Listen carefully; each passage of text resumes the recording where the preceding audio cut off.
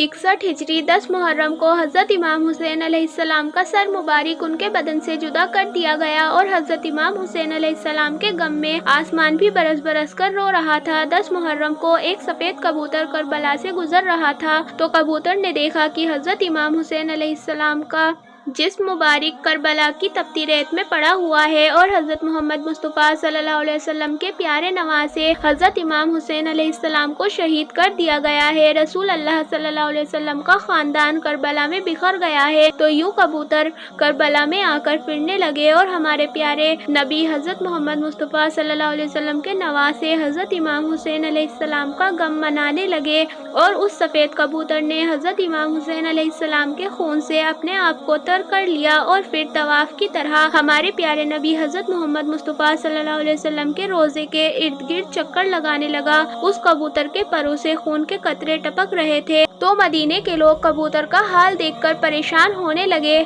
जब उन्हें पता चला कि करबला में नबी पाक हज़रत मोहम्मद मुस्तफ़ा सल्लल्लाहु अलैहि वसल्लम के नवासे हज़रत इमाम हुसैन अलैहिस्सलाम को शहीद कर दिया गया है तो वो गम मनाने लगे और फिर उन लोगों को मालूम हुआ कि कबूतर नबी पाक के रोज़े पर क्यों आया था। इस पर बुजुर्गों ने फरमाया कि जो आज भी सफ़ेद रंग का कबूतर है वो उसी कबूतर की नस्ल में से है, इसलिए अल्लाह पाक ने इन कबूतरों में इतनी शिफा और बरकत रखी है। रिवायत में आता है कि मदीने के पास एक गाँव में सायाम नाम का एक यहूदी रहता था और उसकी एक बेटी थी जो कि बहुत खूबसूरत थी और उसे अचानक कोढ़ का मर्ज हो गया। उसकी वजह से उस लड़की के हाथ पांव और आंखों ने काम करना छोड़ दिया जिस वजह से वो नाबीना हो गई। तो उस लड़की को देखकर उसके रिश्तेदार उस लड़की से नफरत करने लगे और लोग बातें करने लगे कि कहीं ये मर्ज हम लोगों को भी ना हो जाए।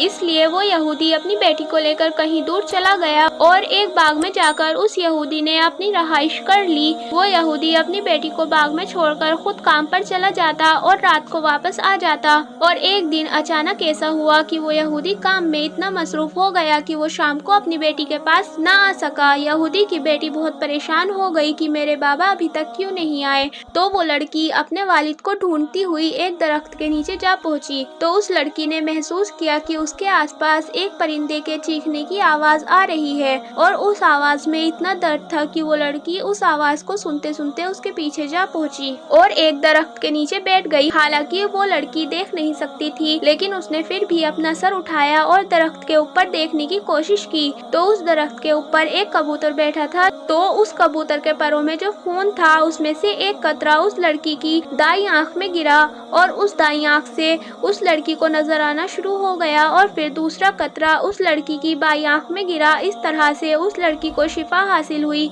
और वो अपनी दोनों आंखों से देखने लगी और उस कबूतर के परों से कुछ खून के कतरे उस लड़की के जिस्म पर गिरे तो उस लड़की ने उस खून को अपने जिस्म पर मसल लिया जिसके बाद उस लड़की को उस खून से शिफा हासिल हुई। उस खून में ऐसी शिफा थी कि वो लड़की पहले से भी ज्यादा हसीन हो गई। फिर लड़की खुश होकर उठी और अपने बाबा को ढूंढने के लिए उस बाग से निकली। तो जब लड़की उस बाग से निकली तो उसका बाप सामने ही मौजूद था। तो उसके बाबा ने उस लड़की से पूछा कि ए लड़की, क्या तुम जानती हो कि मेरी बेटी कहाँ है? मैं सुबह उसे इसी जगह पर छोड़कर गया था लेकिन अब वो यहाँ मौजूद नहीं। तो उस लड़की ने कहा, बाबा जान, मैं ही आपकी बेटी हूँ। लेकिन उस यहूदी को यकीन न आया।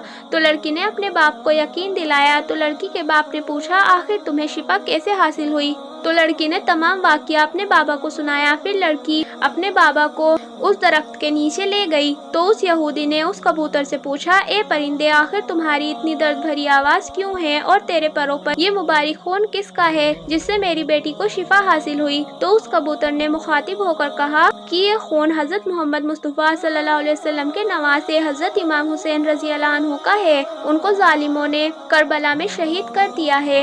ये उन्हीं के खून की बरकत है। तो यहूदी ये बात सुनकर उसी जगह पर मुसलमान हो गया और जब कोई उस यहूदी से मुसलमान होने की वजह पूछता तो वो यहूदी उस इंसान को मुकम्मल वाकया सुनाता।